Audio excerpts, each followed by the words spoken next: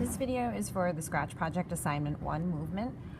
This video is going to show you how to use the characters that Scratch gives to you. So we're not going to use any characters from Google. First, you're going to go to scratch.mit.edu. Then you're going to click on Join Scratch in the top right corner. From here, you're going to type in your username. So you're going to type in your first initial, last name, and year of graduation. And so then what you're going to do is put in your password. So same password that you use to sign into your Google account. And then you're going to do the same thing underneath where it says confirm password. Then click on next.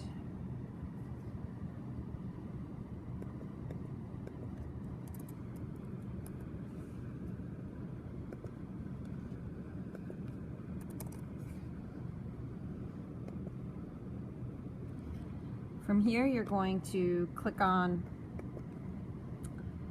where it says month, and you'll put in your birth month and your birth year. Check off your gender, then click on the drop-down arrow where it says country, and you'll click on United States, which is the one on top. Then you'll click on next again. Then what you're going to do is you're going to type in your email address. And you want to make sure that you put at hanoverstudents.org. And then what you're going to do next is put in your email address a second time where it says confirm email address. Then click on next. Then finally what you're going to do is click on OK, let's go. Next, what you're going to do is you're going to click on Create up at the top.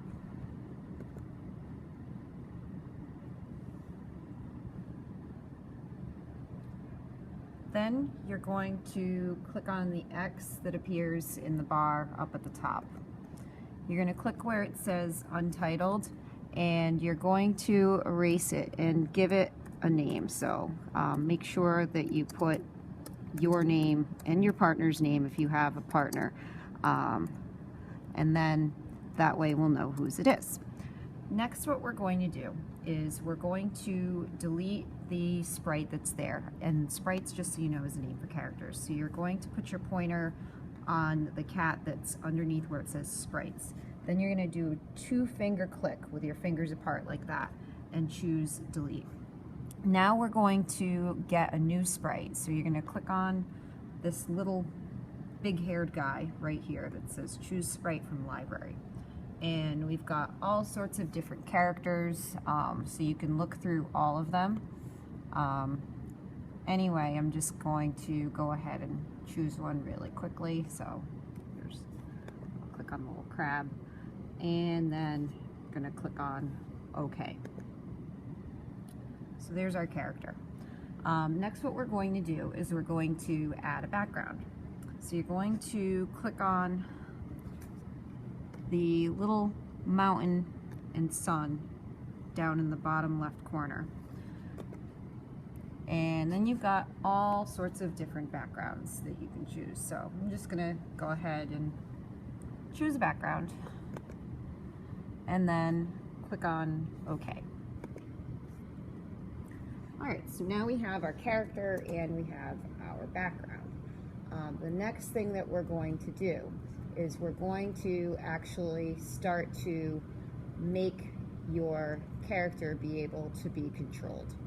So in order to do that, what you're going to have to do is click on the Scripts tab up here.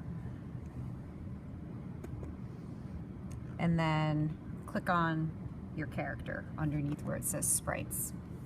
Next, what you're going to do is you're going to add what's called an event block, and you're going to click on events and then click and drag the when flag clicked block to appear in this area. Next, what you're going to do is you're going to add a forever block, which is going to make it so that all of our controls work basically forever through the entire game. So you're going to click on control, And you're going to click and drag the forever block to go and connect to the previous block. Then we're going to click and drag the if-then block, which is right under the forever block, to go inside the forever block like this. Next, what we're going to do is we're going to add what's called a sensing block, which is necessary for any controls to work. So you're going to click on sensing, and then from here you're going to click and drag the key space pressed to go into that little hexagonal space in the if-then block we just added. Then what we're going to do is click on the drop down arrow right here and make it say if key left arrow is pressed. Next, we're going to tell it what we want it to do when the left arrow is pressed. So we're going to click on motion, and then we're going to click and drag the change X by 10 block, which is right here. And you're going to put that inside that if block. So now it'll say if key left arrow pressed, then change X by 10. But remember that when you're looking at a coordinate grid, left is actually subtracting, so you want to change that so that it says change X by -10. So you just click in there and then type a minus sign. So it says if key left arrow pressed, change X by -10. Then what you're going to do is you're going to make your sprite move if the right arrow is pressed. So you're going to put your pointer on that if block, just like I'm doing right here. And then you're going to do a 2-finger click on your touchpad and choose duplicate. And that's going to duplicate all of those blocks that we just put in. Then what we're going to do is we're going to put it right under the first if block, just like that. Then we want to change it so that it says if key right arrow pressed. So we're just going to click on that and choose right arrow. And then in this case, we're going to change X by 10, +10 as opposed to -10. Next, what we're going to do is we're going to just go ahead and click on the green flag in order to test our game. So if we click on the green flag, now this should be running. So if I hit the left arrow, my character should go to the left. If I hit the right arrow, my character should go to the right. And so now we've made a controlled character. And that's it.